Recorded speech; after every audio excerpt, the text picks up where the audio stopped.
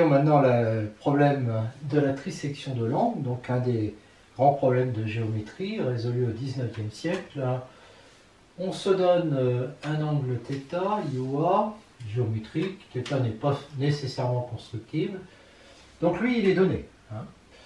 L'angle θ n'est pas forcément constructible. Ça veut dire que cosinus θ, par exemple, peut très bien ne pas être algébrique. Il faut construire avec la règle et le compas un point M tel que l'angle IOM fasse θ sur 3. Donc on est ici. D'accord ? Alors, on peut commencer avec la règle et le compas à se baser sur OI pour construire un repère orthonormé direct J dans lequel θ est la mesure de l'angle OI-OA. On veut construire M tel que l'on est ça, et la demi-droite OA coupe le cercle trigonométrique en un point A', et on peut donc remplacer A, qui est, mettons là, par A' qui est là. Au lieu d'avoir deux points de base, O et I, on en a trois, O, I et puis A, qui a ces coordonnées-là. Ensuite, on travaille, comme d'habitude, règle et compas pour construire une suite de points. Voilà. Alors, θ n'est pas forcément un angle constructible, je l'ai dit, donc cosinus, sinus de θ ne sont pas forcément algébriques. Le corps de base n'est plus Q égale Q de 0, 0, 1, 0, qui faisait Q, mais là, il y a un troisième point. Ça, c'était le point O, le point I. Maintenant, il y a en plus le point A. Donc, en fait, c'est ça. D'accord? Et comme les quatre premiers appartiennent à Q, c'est ça. Voilà. Alors, il faut bien voir que c'est ça, et je dis bien le corps. C'est-à-dire là, j'ai mis des parenthèses. Parce qu'avant, on avait ça. Et je n'ai pas pris ça, parce que ça, c'est pas forcément un corps. Si cosinus θ ou sinus θ, par exemple, est transcendant. C'est-à-dire pas algébrique. Voilà. Pour d'autres constructions, il pourrait y avoir même davantage de points. Par exemple, on peut imaginer O, I, puis toute une suite de n points de coordonnées x, k, y, k. Et à ce moment-là, on aurait B, on peut appeler ça la base, tous ces points, et on appellerait CB l'ensemble des points constructibles à l'arrivée au compas à partir de cette base. Le problème de la construction des PK ne se pose pas. Alors, les résultats vus précédemment se généralisent, et notamment le théorème de Wenzel, en remplaçant Q par QB, qui est égal à ça. Mais je dis bien le corps, il faut que ça soit un corps. J'ai mis des parenthèses. À ce moment-là, on va admettre, parce que les démonstrations sont les mêmes, que CB est un sous-groupe de R, stable par racine carrée, que c'est le plus petit sous-groupe de R, stable par racine carrée. Il contient Q et les XK. Petit 2, si T appartient à R, eh bien, T est constructible si et seulement s'il existe une suite LJ de sous-corps de M, tel que, quel que soit J, alors LP d'abord doit contenir T, le dernier doit contenir T, et quel que soit J, eh bien, la dimension de LJ plus 1, LJ plus 1 est un LJ corps de dimension finie, d'accord? Et fini 1 ou 2. Voilà. Et puis enfin, si T est constructible, alors T est algébrique sur QB, et QB de T, sa dimension en tant que QB espace vectoriel, va être une puissance de 2. Remarque que pour la trisection de l'angle IOA est égal à θ, il est équivalent de se donner le point H ou le point A, le point K ou le point A. C'est-à-dire que si on a A, en prenant la perpendiculaire ici, on a H, donc qui a pour coordonnées cosinus θ et 0, et on a K qui a pour coordonnées 0 et sinus θ. Inversement, si on a H, en faisant la perpendiculaire qui rencontre le cercle ici, on a l'angle et on a le point là. Et pareil avec K en faisant cette perpendiculaire. D'accord? Donc le corps de base, il peut très bien être Q de cosinus θ ou Q de sinus θ à la place de Q cosinus θ sinus θ. Si par exemple θ est égal à pi sur 3, comme cosinus pi sur 3 est égal à 1,5 qui appartient à Q, on prendra plutôt H égale Q de 1,5 égale Q. Et si θ égale pi sur 6, comme le sinus pi sur 6 est égal à 1,5, c'est-à-dire qu'il appartient à Q, eh bien on prendra K, on prendra donc K et Q de 1,5 qui vaut Q. Autre remarque, Q de cosinus θ peut être différent de Q sinus θ et de Q cosinus θ sinus θ. Exemple, si θ est égal à pi sur 3, Q de cosinus pi sur 3, c'est Q de 1,5, ça fait Q. Mais Q de sinus θ, c'est Q de racine de 3 sur 2, c'est différent de Q. Parce que racine de 3 sur 2 n'appartient pas à Q. D'accord? Trisection de alpha égale pi sur 3. Le corps de base, on va prendre Q de cosinus pi sur 3 parce que c'est Q de 1,5 et ça fait Q. Remarquons que cosinus alpha appartient à Q et donc alpha est constructible. L'angle que l'on veut triséquer ici est constructible. Soit θ égale alpha sur 3 égale pi sur 9. On a cette formule, d'accord? Et en développant, en prenant la partie réelle, on voit que c'est égal à cosinus cube θ moins 3 cosinus θ sinus carré θ. Et donc, pour θ égale pi sur 9, comme le cosinus de 3θ, ça va être 1,5, on obtient ça. Et en remplaçant sinus carré par 1 moins cosinus carré, on obtient ça. Donc, on voit que cosinus θ est racine de ce polynôme de Q de x. Si P est réductible dans Q de x, alors il aura un facteur du premier degré, donc un ux plus v avec uv appartenant à z. On peut se ramener à uv, alors uv appartenant à q, pardon. Voilà. Même si on peut se ramener à z. Donc une racine alpha égale moins v sur u appartenant à q. Donc alpha égale p sur q, où p appartient à z, q appartient à une étoile. P et q premiers entre eux, et d'où on a facilement cette égalité qui nous donne ça, et qui montre, puisque P et Q sont premiers entre eux, Q2 et P3 aussi, et donc on voit que Q2 va diviser 8P3, et donc forcément, comme il est premier avec P3, il va diviser 8. Et donc il est égal à 1 ou 2, si Q égale 1, on remplace ici, on obtient ça, ça c'est pair, ça c'est impair, c'est impossible, si Q égale 2, on obtient ça. Donc, avec ça, en divisant par 8, on a P au cube moins 3P qui est égal à 1. Comme P divise P au cube et 3P, il va diviser 1. Donc, il est égal à plus ou moins 1. Si P est égal à 1, ça nous fait moins 3P égale 0. Si P est égal à 1, j'obtiens, c'est pas 3 égale 0, mais c'est P égale 0, mais P est égal à 1 et puis à... alors, attendez, je me suis trompé. Si P est égal à 1, ça fait 3 égale 0. Mais c'est ça. Donc c'est impossible. Et si P est égal à moins 1, ça fait 3 égale 2. Donc c'est impossible aussi.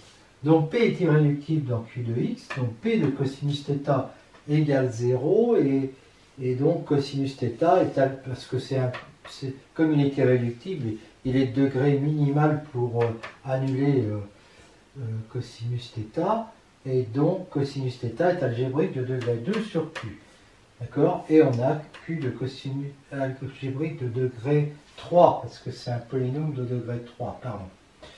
Et donc Q de cosinus θ divisé par Q, enfin, c'est-à-dire la dimension de ce corps-là par rapport à celui-là, c'est 3. Et donc, ce n'est pas une puissance de 2, donc cosinus θ n'est pas constructible.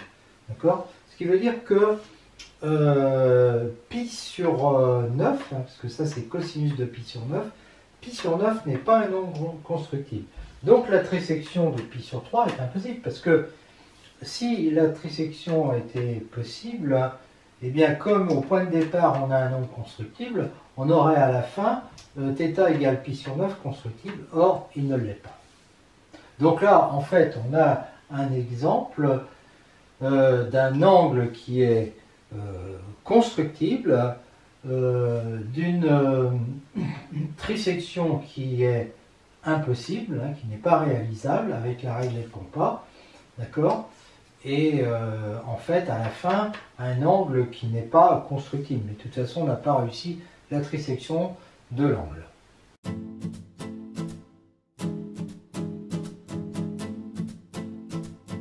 Exemple d'un angle non constructible mais trisectable. On considère cette fonction de classe C infinie qui vérifie ça, et on applique le théorème des valeurs intermédiaires. Il existe θ0 appartenant à 0 pi sur 2, vérifiant f de θ0 égale 1,5, parce que 1,5 est entre 0 et racine de 3 sur 2. On a donc cosinus θ 0 sur 3 moins cosinus θ 0 qui est égal à 1,5. On se donne le repère OI et un autre point de base A cosinus θ 0, 0. Le corps de base, c'est donc celui-là.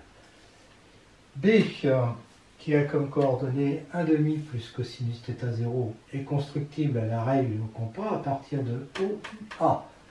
Donc, B, alors 1,5 plus cosinus θ 0, ça nous fait exactement, je vais passer ça de l'autre côté, cosinus θ 0 sur 3.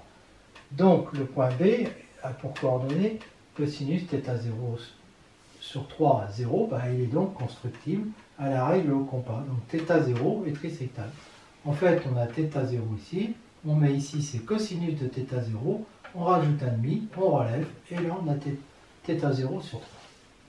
La relation ici montre que cosinus θ 0 sur 3 est constructible si et seulement si cosinus θ 0 est constructible puisque 1,5 appartient à Q. Donc l'angle θ 0 est constructible si et seulement si l'angle θ 0 sur 3 est constructible. On a vu que cosinus θ 0 est égal à ça, et donc en remplaçant ça par ça, eh bien on va trouver que cosinus θ 0 est une racine du polynôme p égale 4x³ moins 4x plus 1,5 qui est donc q de x. Supposons que cosinus θ 0 soit constructible. Donc en fait, on aurait quelque chose comme ça. Et on sait aussi qu'alors cosinus θ 0 sur 3 est constructible. Cosinus θ 0 sur 3, c'est cosinus θ 0 plus 1,5. Donc le q de cosinus θ 0 sur 3 égale q de cosinus θ 0, bien sûr. Supposons que P soit réductible dans Q de X, il y a un facteur premier, X plus V, et donc une racine qui va être dans Q. Suppose alpha égale P sur Q, avec P et Q premier entre eux. On obtient facilement, c'est comme tout à l'heure, hein, que Q2 divise 8, donc Q égale 1, 2. Q égale 1, on a du pair égale impair, c'est pas possible. Q égale 2, ça nous donne, je vous laisse vérifier ça, et donc P divise 1 est égal à P à 1 ou moins 1. Donc si P est égal à 1, ça fait 1 égale 3, c'est faux. Si P égale moins 1, ça fait moins 1 égale moins 5, c'est faux aussi. Donc P est irréductible dans Q de X. Et donc Q de cosinus θ 0 sur... Et comme Q de cosinus θ 0 sur 3 est égal à 0, ben c'est le polynôme minimal, c'est un polynôme minimal de cosinus θ 0 sur 3 qui est donc algébrique de degré 3, puisque le polynôme est de degré 3. Donc Q de cosinus θ 0 sur 3 divisé par Q est égal à 3. Alors ça doit donner la... Alors que ici, ça égale ça, ça fait 2 puissance n, donc c'est différent. D'accord? Donc on a donc une contradiction, ce qui veut dire que cosinus θ 0 et donc en même temps cosinus θ 0 sur 3 ne sont pas constructibles. Conclusion. On a deux angles, θ 0 et θ 0 sur 3. Ils ne sont pas constructibles tous les deux.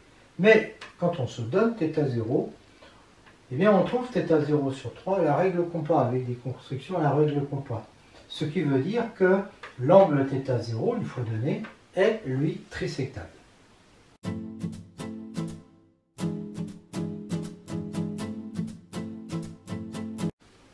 Théorème, étant donné l'angle θ, il est trisectable si et seulement si le polynôme P égale 4x³ moins 3x moins cosinus θ est réductible dans le corps Q de cosinus θ de x.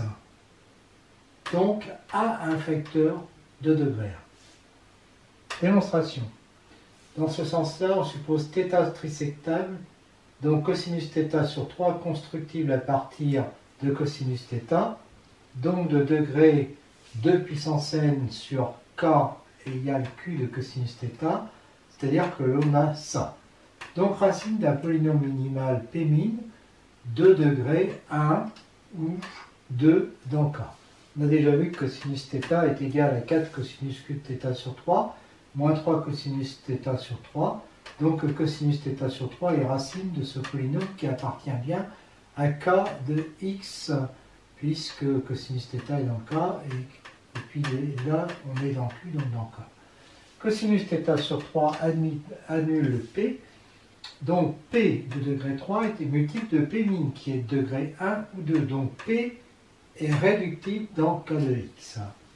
Réciproquement, s'il est réductible dans k de x, on sait que p de cosinus θ sur 3 est égal à 0, donc cosinus θ sur 3 est la racine d'un polynôme t appartenant à k de x de degré 1 ou 2. La base est ça, et on sait que k cosinus θ est inclus dans l'ensemble des points constructibles à partir de B que j'appelle CP, c'est un corps, hein, si on peut même dire le corps. Voilà. Si t est égal à degré 1, donc comme ça, alors cosinus θ sur 3 égale moins b sur a appartenant à k, donc constructible, et si t est comme ça, alors cosinus θ sur 3 est égal à moins b plus ou moins racine de delta sur 2a, où delta est forcément positif, mais alors ce b2 moins 4ac il appartient à k, donc, et qui est inclus dans le corps CB, qui est stable par racine carrée, donc racine de delta appartient à CB, et donc ça veut dire que, et comme A et B appartiennent à K, mais ils appartiennent à CB, et que c'est un corps, on peut faire tout ça et rester dans CB. Donc CB, donc cosinus θ sur 3 appartient à CB. Dans les deux cas, en fait, il est donc constructible, et donc ça veut dire que θ est trisectable. Voilà.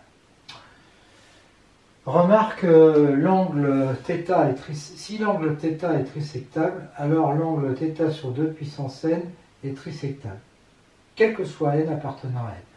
C'est évident si n égale 0, puisque ça fait θ, supposons que ce soit vrai l'ordre n, on pose alpha égale θ sur 2 puissance n qui est trisectable. Hein, donc j'ai IOA qui est égal à alpha, IOB qui est égal à alpha sur 3. Et à partir de alpha, on construit la règle compas, le point B qui est sur une des bisectrices. Donc on fait un losange en fait. D'accord? Donc C est bien construit à la règle compas. Et puis finalement, on obtient que IOB est égal à alpha sur 3. D'accord? Voilà. Donc IOC va être donc égal à la moitié, c'est-à-dire alpha sur 6, qui est égal donc à 1/6 de θ sur 2 à la puissance n, c'est-à-dire θ sur 2 à la puissance n plus 1 sur 3. Ce qui veut dire que θ sur 2 puissance n plus 1 est trisectable, donc l'hérédité est vérifiée, donc par le théorème de récurrence, on est assuré que c'est toujours vrai.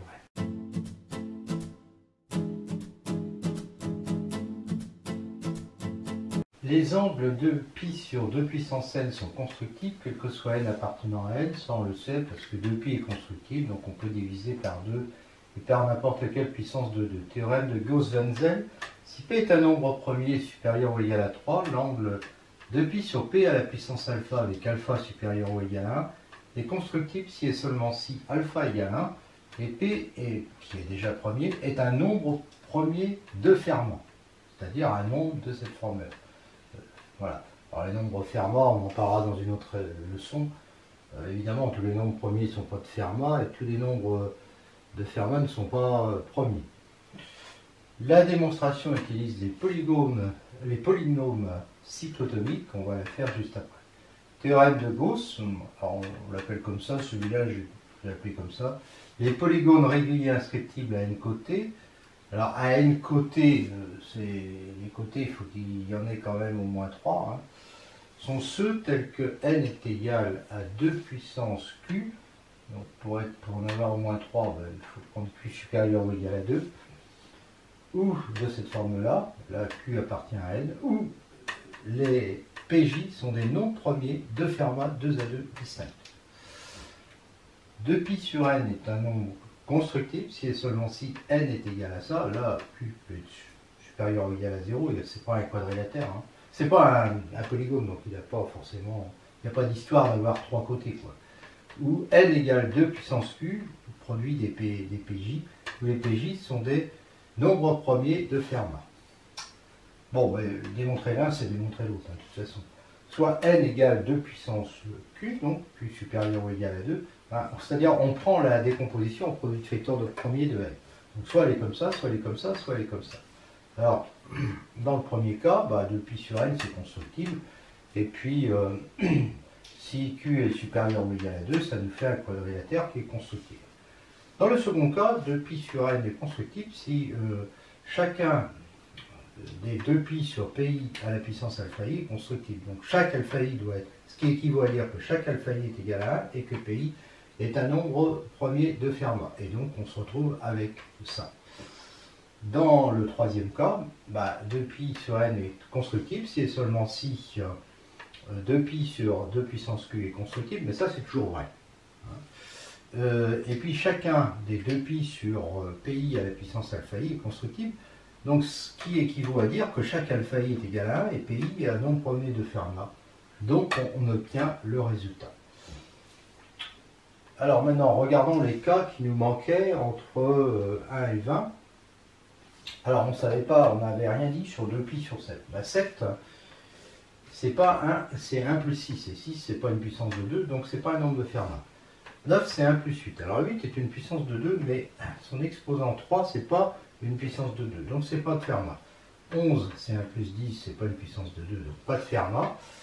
Donc ensuite on passe à 13, c'est 1 plus 12, mais c'est pareil, 12 c'est pas une puissance de 2, pas de Fermat. 17 c'est 1 plus 16, alors ça 16 par contre ça marche, c'est 2 à la puissance 4, d'accord, et 4 c'est 2 à la puissance 2, et donc c'est de Fermat. 19 c'est pas de Fermat.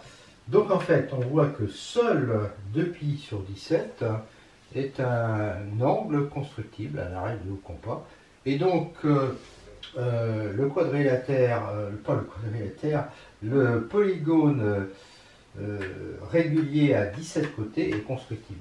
Alors ce qui est remarquable, c'est que Carl Friedrich Gauss l'a démontré à l'âge, je crois, de 18 ou 19 ans, et qu'il a expliqué en plus comment construire ce polygone, parce qu'une chose est d'avoir ce théorème et une autre chose est de le construire.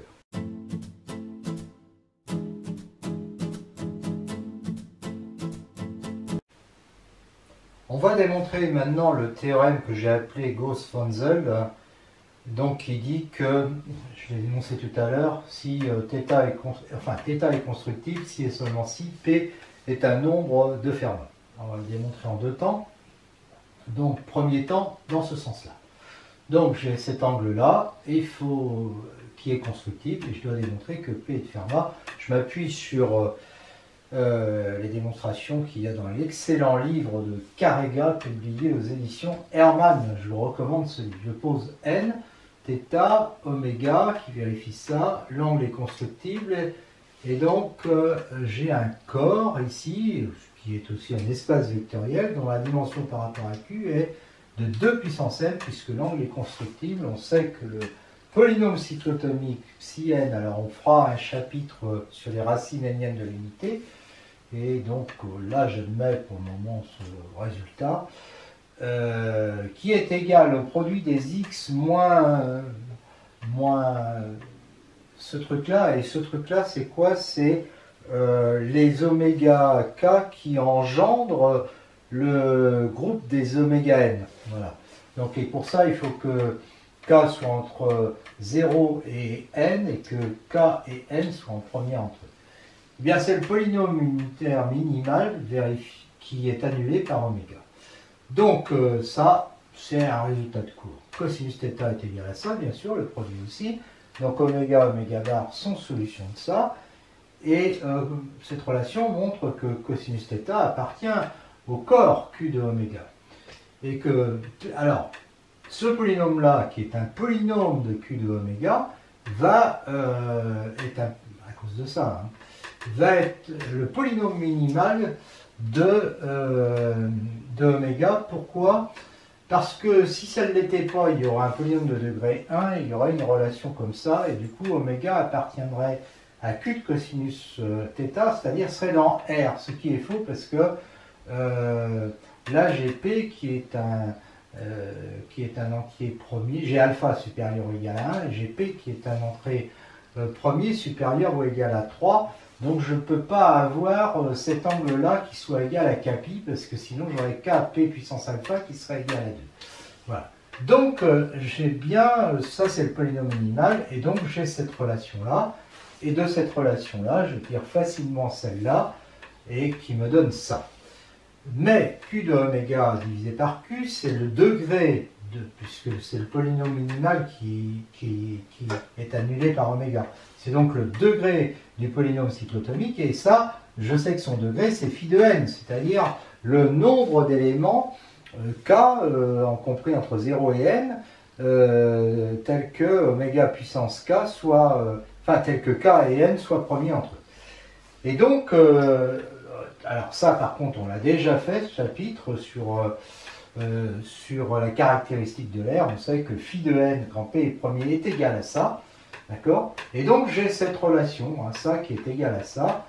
Comme P est impair, P-1 est pair, et donc je peux l'écrire 2 puissance U fois V. Et donc forcément, je vais avoir U qui est inférieur ou égal à N plus 1, et V puissance alpha moins 1 qui va être égal à ça.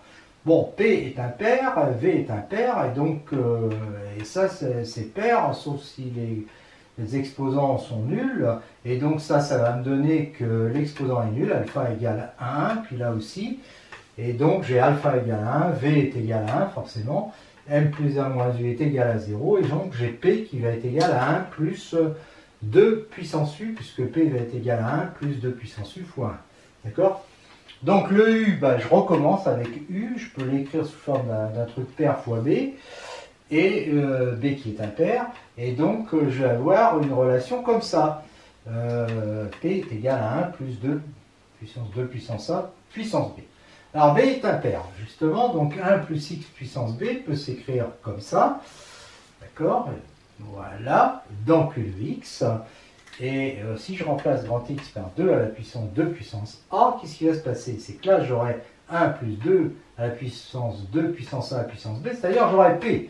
Donc P qui sera égal à ça fois ça. Ça, c'est positif, ça. Et donc, je vois que ça va diviser P, qui est le premier. Et en même temps, c'est supérieur à 1. Donc, il faut que ça soit égal à P. Et donc, j'obtiens que P est de Fermat. Voilà. Alors, j'attaque la réciproque. La réciproque, c'est plus long, un peu plus difficile à démontrer. Donc, il va me falloir plusieurs tableaux. Donc, je commence ici. Malheureusement, là, j'ai plus assez de place après. Si P est premier de Fermat, alors l'angle est constructif. Démonstration, toujours, cette fois-ci, oméga égale exponentialité de ta. P est égal à 1 plus 2 puissance n, où n, puisqu'il est de Fermat, est un 2 puissance A appartenant à n, donc n supérieur ou égal à 1. J'ai toujours ça, cette fois-ci P est premier, donc le degré de phi P, le nombre d'éléments qui sont entre 0 et P, qui sont premiers avec 0 strictement, et P, c'est P-1, et qui sont premiers avec P, c'est P-1. Donc soit A, l'ensemble des automorphismes du corps Q de oméga, les sans Q invariants. C'est les automorphismes sur Q. F appartient à A implique ça, et si P est un polynôme de Q de X, qui s'écrit comme ça, G de P de oméga va être égal à ça. Mais G de AK va être égal à K. D'accord? Et puis donc le G de oméga puissance K, c'est G de oméga à la puissance K, donc ça fait ça. Donc ça fait P de G de oméga. Donc si P est égal, si je prends pour P le polynôme cyclotomique psi P, donc il annule lui oméga, donc non, il annule oméga, c'est-à-dire il annule P de oméga est égal à 0, voilà, c'est ce que je voulais dire, P de oméga est égal à 0, et donc P de G oméga va être égal à 0, d'accord? Et donc ça, P de oméga, parce que ça, P de oméga c'est égal à 0, donc G de 0 ça fait 0, et donc P de G de oméga va être égal à 0. Ça veut dire que G de oméga, comme il annule le polynôme cyclotomique, ça veut dire que c'est un de ces éléments-là, parce que les facteurs x moins oméga j, les oméga j sont là. D'accord? Donc G oméga est un de ces éléments-là. G est parfaitement défini par les G de oméga j, sauf que les G de oméga j qui sont ils sont parfaitement définis par G de oméga, d'accord? Et par G de 1 évidemment qui vaut 1. Voilà. Suite de la démonstration, donc je rappelle ce que l'on avait. F de A est déterminé par G de oméga, réciproquement si je prends gamma un oméga j, j compris entre 1 et P-1. Alors ce oméga j, ce gamma qui engendre ça, l'unique F appartenant à A qui à oméga donne gamma est déterminé dans la base B de Q de oméga. rappelle qu'il est de dimension P-1, par x égale somme de 0 à P-2 de AK oméga puissance K, a pour image somme de 0 à P-2 de AK gamma puissance C. Il est évident que si on a x et y comme ça, f de x, de x plus y est égal à f de x plus f de y. C'est évident que f de a est égal à a, quel que soit a appartenant à Q, puisque le a c'est a0, puis tous les autres sont nuls. Donc 0 a pour image 0, 1 pour l'image 1, et f de x, y c'est égal à ça, je vous laisse vérifier, c'est vraiment facile ça. Hein. Donc ça donne ça fois ça, c'est-à-dire f de x, f de y. Donc c'est un morphisme. C'est nul si seulement si on a ça, mais gamma c'est une racine du polynôme cyclotomique, et donc qui n'est pas d'ailleurs celui-là, mais qui est phi d'accord. Et comme c'est le polynôme minimal de toutes ces racines, on peut en déduire que Q de gamma est un Q espace vectoriel de dimension P-1 dont la base est ça. Et donc le fait d'avoir ça, ça implique que tous les AK sont nuls, donc x égale 0. Donc f est injective, implique bijective puisqu'on est en dimension finie. Donc G appartient à A, et finalement A c'est l'ensemble des FK qui a oméga, ceci oméga à la puissance K pour K entre 1 et P-1. Soit G, le groupe multiplicatif Z sur PZ étoile, donc privé de 0, privé de la classe de 0, avec multiplié des inversibles de Z sur PZ, et psi, l'application de G sur A, définie par si X appartient à G et X égale classe de K, où K est compris entre 1 et P-1, tout ça c'est évident, psi de X égale FK. Si X égale classe de K, Y égale classe de J avec K et J entre 1 et P-1, psi de XY égale psi de classe de KJ, donc ça va être psi de classe de M, hein, avec M qui est égal, avec KJ égale M plus PQ, Q appartenant à Z, donc psi de XY va être égal à Fm. Fm de oméga, c'est oméga puissance N. Ça fait oméga, alors là j'utilise cette relation, hein, ça fait oméga puissance kj, donc ça fait ça. Puis là je fais passer pq de l'autre côté, oméga p à la puissance moins q, mais ça va faire 1. Et donc ça fait ça, et ça fait fk de oméga à la puissance j, c'est-à-dire fk de oméga puissance j, puisque on a affaire à des automorphismes, un automorphisme, et donc ça fait fk rond fj de oméga. Donc ça fait psi de classe de k rond psi de classe de J en oméga, parce que ça c'est fj de oméga, et donc ça fait psi de x rond psi de y en oméga, ce qui veut dire que psi de xy est égal à psi de x, psi de y. De plus, psi de classe de 1 c'est f1, qui fait ça, et puis psi de classe de 1 est donc égal à l'identité, donc c'est un morphisme. Psi est une surjection évidente, donc une bijection, puisque G et puis A ont le même cardinal P-1, donc c'est un automorphisme de groupe. Donc en fait là j'ai un groupe qui est isomorphe à Gx, enfin G multiplié, donc isomorphe à Z sur P-1Z, hein, puisque ce Z sur PZ étoile, là il est isomorphe à ça, plus d'ordre P-1. Ah, et donc un groupe cyclique qui est engendré par un élément G, je ne sais pas trop lequel, mais peu importe, et A est donc l'identité G jusqu'à Gp-2, puisque Gp-1 ça fait l'identité bien sûr de Q de oméga. G est un FK, hein, donc ça on s'en fout. Si I est entre 0 et N, on pose KI est égal à noyau de F, alors F c'est G à la puissance 2I moins identité, sous corps de Q de oméga, et ça c'est un morphisme de Q de oméga vers Q de oméga. Pourquoi? Parce que f de 0 est égal à 0 moins 0, f de 1 est égal à 1 moins 1, et donc ils appartiennent à KI, xy appartient à KI. Qu'est-ce qui caractérise? Il faut que G de x à la puissance 2i soit égal à x, hein, d'accord? Donc ça veut dire que ça est égal à ça, que ça est égal à ça. Donc quand je fais alors je vais dire 2 puissance i de x plus y, eh bien ça va faire ça, ça fait ça plus ça, et donc ça fait x plus y, et donc x plus y appartient à KI, Et si je fais G2 puissance I de xy, ça va faire ça, d'accord? Et donc ça fait xy, donc xy appartient à ki. Et donc ça marche, et bien un sous-corps, donc j'obtiens un sous-corps de Q de oméga.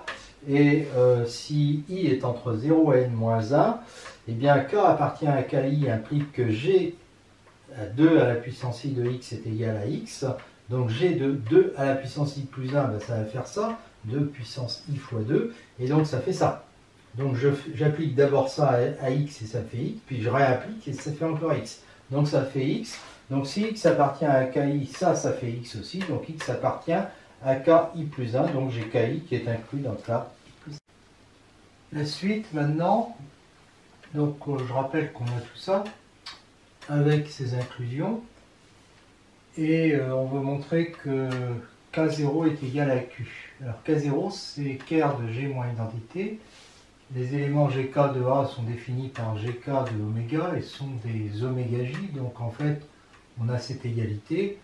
Et pour montrer que ça forme une base de Q de oméga, il suffit de montrer que ça, c'est une base de Q de oméga. Ce qu'on ne sait pas encore, parce qu'en fait, ce qu'on sait, nous, c'est que quand J varie entre 0 et P-2, c'est une base. Mais alors pourquoi est-ce que c'est une base quand J varie de 1 à P-1? Là, on suppose qu'on a ça, et on voit qu'on peut mettre oméga en facteur, et comme oméga est différent de 0, on obtient ça, et là, par contre, on peut dire que ça implique que les lambda J plus 1 sont tous nuls, d'accord? Parce que, justement, pour J allant de 0 à P-2, les oméga J forment une base. Donc, ils sont tous nuls, et donc, on a bien une base, et donc, celui-là va être une base de Q de oméga. Donc, soit x égale somme de 0 à P-2 des AJ, GJ de oméga, puisqu'on peut tous les écrire comme ça, appartenant à Q de oméga. X appartient à K0, ça signifie que G de x est égal à x. Et donc, somme de AJ, GJ plus 1 de oméga est égale à somme de 0 à P-2 de AJ, GJ de oméga. Bon. GP-1 est égal à l'identité, donc GP-1 de oméga est égal à oméga. Donc x appartient à K0, ça équivaut à, alors là je sépare le dernier terme, qui vaut à P-2 oméga, plus somme de 1 à P-2, oui, de 1 à P-2, et puis là je fais une petite translation sur J, c'est pour ça, de AJ-1 GJ de oméga, et qui va être égal à ça. Voilà. Et comme on sait que ça forme une base de Q de oméga, on en déduit que AP-2 va être égal au premier terme ici qui est A0, donc A0 égale AP-2. Puis de proche en proche que AJ est égal à AJ-1, quel que soit J allant de 1 à P-2. Donc en fait, ils sont tous égaux à A0 et donc ça équivaut à dire que X est un A0, somme de 0 à P-2 de GJ de oméga, c'est-à-dire la somme des GJ de oméga, c'est la somme des oméga J là. Hein. Donc ça fait ça. Cette somme-là qui est géométrique, elle est égale à ça. Et donc elle est égale à moins A0. Donc ça équivaut à dire que X est un moins A0, c'est-à-dire que X appartient à Q. Et donc on a K0 qui est égal à Q. On a les inclusions KI. Ça, on les avait déjà inclus dans KI plus 1. Maintenant, on va voir qu'elles sont strictes. Sinon, on considère ce nombre. Alors, il faut déjà l'inventer. Hein. Somme de J égale 0 à 2 puissance n-k moins 1 des y2 à la puissance k fois J de oméga qui est égal en fait à ça. Je vous laisse le vérifier, c'est évident. Et le dernier terme, c'est un G de 2 à la puissance n moins 2 puissance k en oméga, c'est-à-dire G de p moins 1 moins 2 puissance k en oméga. G de 2 puissance p de x va donc être égal à G de 2 puissance p de tout ce truc-là. Donc comme G de 2 puissance p c'est linéaire, bon, c'est un morphisme, donc ça fait ça, d'accord? Et donc on a facilement ça, et donc on a facilement ça, d'accord? Et donc, alors ça fait quoi? Eh bien, je reconnais que là, parce que le x c'était ça. Pardon, je me suis trompé. Le x, c'est ça. D'accord? Donc ici, je reconnais qu'il y a un décalage là. Hein, on va de 1 à 2 puissance n-k, alors qu'ici on va de 0 à 2 puissance n-k moins 1. Donc je reconnais x auquel j'ai enlevé oméga, puis j'ai rajouté g de 2 puissance n de oméga. Et g de 2 puissance n, alors 2 puissance n c'est p moins 1, et g à la puissance p moins 1 c'est l'identique. Donc ça fait x moins oméga plus oméga égale x. Et donc, j'ai démontré du coup que x appartient à k indice k. Mais il n'appartient pas à k indice k-1. Alors pourquoi? Parce que quand je prends g à la puissance... sinon on aurait ça. Voilà. Sinon on aurait ça. Et donc, j'aurais... alors j'applique ça à x, hein, qui est égal à ça. Donc ça me fait ça, qui sera égal à x. Et puis ce truc-là, bah, ça fait 2 puissance k-1 plus 2 puissance k fois j, d'accord, g de ça en oméga qui serait égal à x. Et donc ça nous ferait somme de 0 à 2 puissance n moins k moins 1 de g. Alors ça je peux l'écrire 2 fois 2 puissance k moins 1, ça fait bien 2 puissance k fois j, d'accord, plus 2 puissance k moins 1. D'accord, donc ça me fait, et ça je veux que ça soit égal à x, autrement dit que ça soit égal à ça. Bon, en fait là j'ai 2 puissance n-k termes à gauche, et puis à droite en fait, d'accord, le premier terme ici ça va être g 2 puissance k moins 1 de oméga, le dernier terme ça fait ça, qui est inférieur ou égal à p, l'indice en tout cas est inférieur ou égal à p-2. Ici le premier terme c'est g puissance 0 de oméga, c'est-à-dire oméga, et puis le dernier terme c'est ce truc-là qui est inférieur, g de ce truc-là, l'indice qui est inférieur ou égal à p-2. Donc je vois que les deux termes de gauche sont différents des 2 puissance n-k termes de droite, hein, parce qu'on n'a jamais, on a toujours ça, d'accord, parce qu'on ne peut pas avoir 2j plus 1 qui est impair égal à 2i qui est pair. D'accord? Donc en fait, là, on a à gauche, on a des termes qu'on ne retrouve pas dans les termes de droite. Tous ces termes, ils sont là-dedans, hein, ils sont là-dedans, tous ces termes. Hein. Et donc, ça veut dire qu'on aboutit à une impossibilité parce que voilà, ils sont là-dedans parce que ça c'est une base de Q de oméga. Donc c'est impossible et donc les inclusions KI inclus dans KI plus 1 sont strictes. Alors on a donc K0 égale Q inclus mes différents de K1, inclus mes différents de K2 jusqu'à Kn, d'accord, avec à chaque fois la dimension de KI plus 1 sur KI qui est supérieure à 1. Remarquons que Kn c'est quart de G à la puissance 2 puissance n moins identité, c'est-à-dire c'est quart de g puissance p moins 1 moins identité, ça fait l'identité, c'est quart de identité moins identité, n'oublions pas que je suis dans Q de oméga, donc ça fait Q de oméga. Et donc Kn sur Q qui est égal à ça, d'accord, donc ça va être, là en fait j'ai n termes, d'accord, et en même temps Kn sur Q, j'ai déjà vu que c'était Q de oméga sur Q, c'est égal à p moins 1. Hein, c'était avec le polynôme cyclotomique que j'avais vu ça. Et donc P-1, c'est-à-dire 2 puissance n. Alors là, j'ai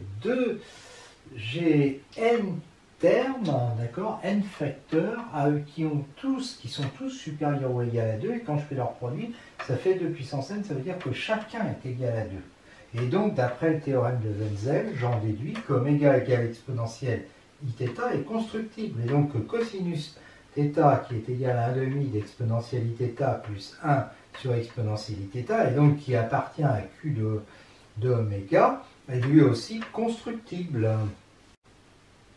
Une remarque rapide, on a vu que si P est un nombre premier supérieur ou égal à 3, θ est égal à 2π sur P et constructible si et seulement si P est de Fermat, et on a vu qu'on a cette dimension qui est égale à 2 puissance n. On a vu aussi qu'exponentialité θ appartient à Q de cosinus θ, que Q de cosinus θ est inclus dans Q de exponentialité θ, et on a vu que cette dimension était égale à 2.